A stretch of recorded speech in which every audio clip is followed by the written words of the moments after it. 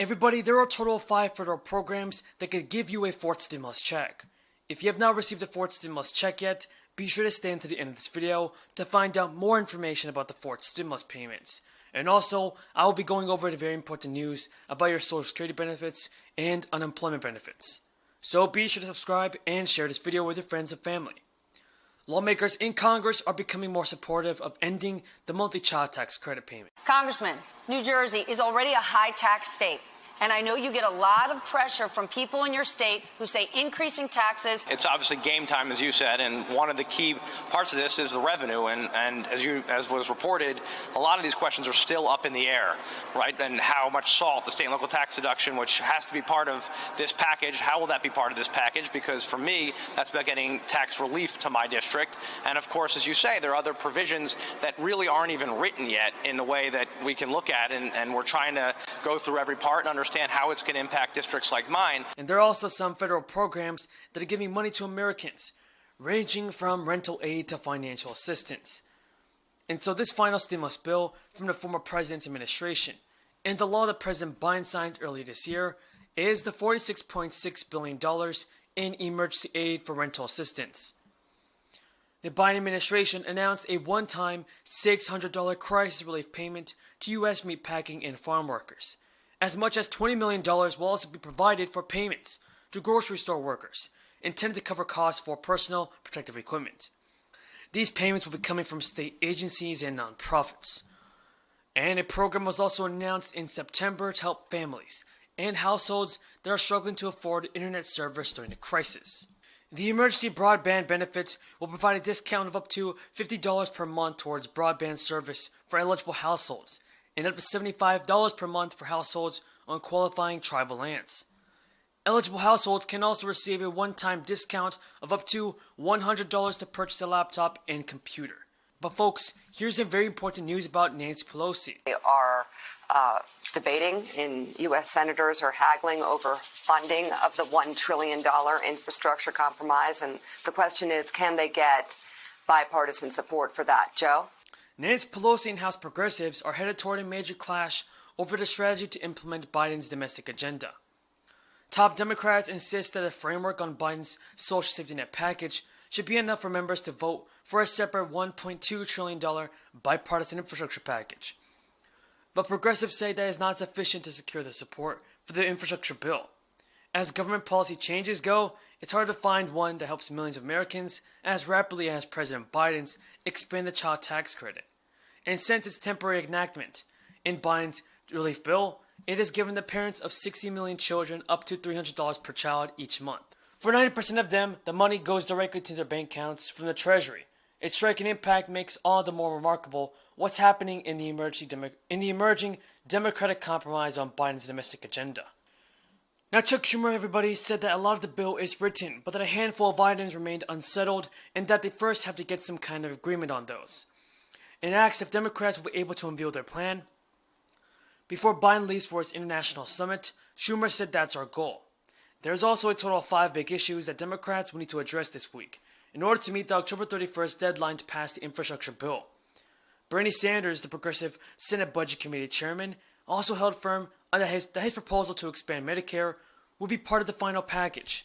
But Joe Manchin shut down that push and argued that it wasn't financially feasible, given that Medicare's Board of Trustees has warned that its hospital insurance trust fund is estimated to be depleted in 2026. Manchin also expressed reservations about a proposal from Georgia's Raphael Warnock and John Ossoff to extend health insurance benefits to low-income people, and states specifically that didn't expand Medicaid under the 2010 healthcare law. He argued it wasn't for states that previously expanded Medicaid to pay more to prop up states that did not. In addition to Medicare expansion, Democrats' original proposal would have ensured that workers had up to 12 weeks of paid family leave and medical leave, with their usual wages replaced on a sliding scale. That's in line with the 12 weeks of paid family leave granted to federal employees. Everybody, that's all the news about the fourth stimulus check. Thank you again for watching. I truly appreciate everybody's amazing support. First, any updates on where things stand on negotiations? Does the President plan on going to the Hill today? And just give us a general update on where things stand. Sure. Well, last night, as you all know, the President met with Senator Sinema and Senator Manchin in the Oval Office and continued to make progress on finalizing details as we work toward an agreement. This morning, we had a number of senior staff up on Capitol Hill. Many of them may still be there now. Steve Ricchetti, Louisa Terrell, Brian Deese, and others of the key negotiators, Susan Rice as well, I believe, were up there having conversations with members to move the ball forward. The President remains open to going up to the Hill. We haven't made a decision to do that, and we are making decisions hour by hour on what would be most constructive to move things forward.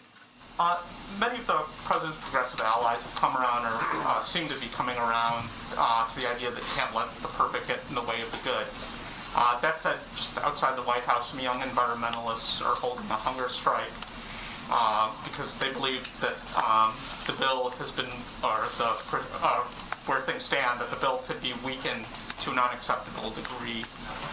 Well, what's the President to those young people and others that feel that this has been watered down too much and that perhaps the President should have been more publicly engaging in debate with Senator Manchin and Senator Sinema?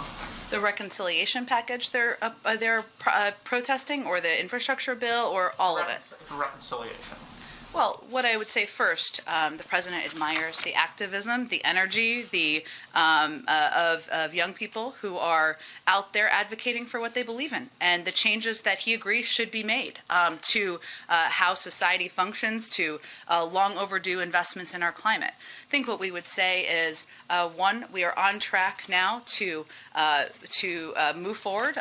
Once we get an agreement, which we are confident we are going to move ahead to have the biggest investment in addressing the climate crisis in history by the United States. It's not just the biggest; it's 5 times bigger than the second, what would be the second largest, which would be the Recovery Act.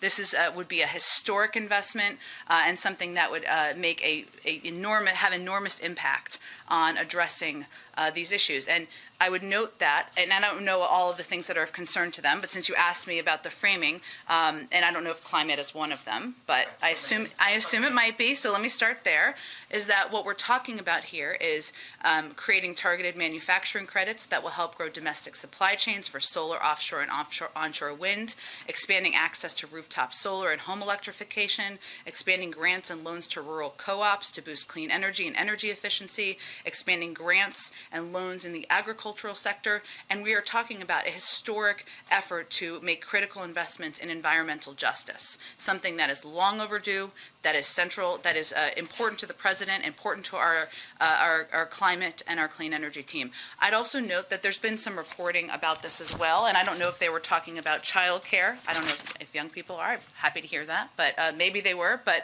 what we're talking about in terms of this package